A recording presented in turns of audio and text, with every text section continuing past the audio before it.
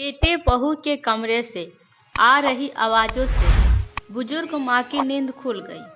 बेटा कह रहा था, उसे मुंबई में नौकरी मिल गई है, मगर हम तीन, मैं और तुम और माँ वहाँ नहीं रह पाएंगे क्योंकि कमरा छोटा है और दोनों जगह का किराया मैं दे नहीं सकता, तो क्यों न माँ को वृद्ध आश्रम में छोड़ दें।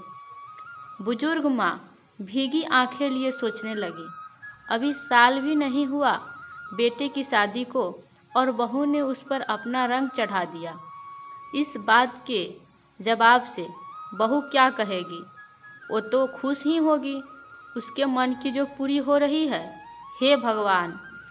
मगर पति की बात सुनकर पत्नी बोली, नहीं, माँ और मैं यहीं रहेंगे। मैं पढ़ी लिखी हूँ, बच्चों को ट्यूशन पढ़ाकर इतना तो कमा लूँगी कि मेरा और माँ का गुजारा हो जाए। और आपने तो बताया था कि माँ ने आपको लोगों के घर में काम करके पढ़ाया था। सोचो, अगर माँ भी आपको किसी अनाथ आश्रम में छोड़कर अपना जीवन शुरू करती तो आज आप कहाँ होते?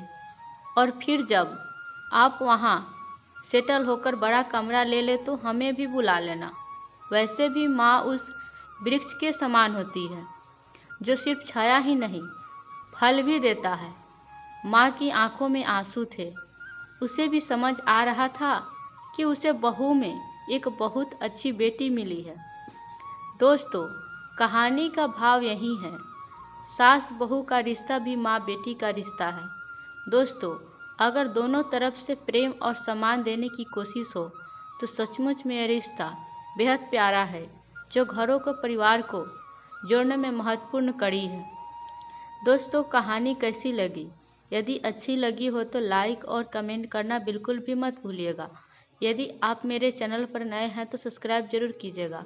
आपको कहानी सुनने के लिए बहुत बहुत धन्यवाद।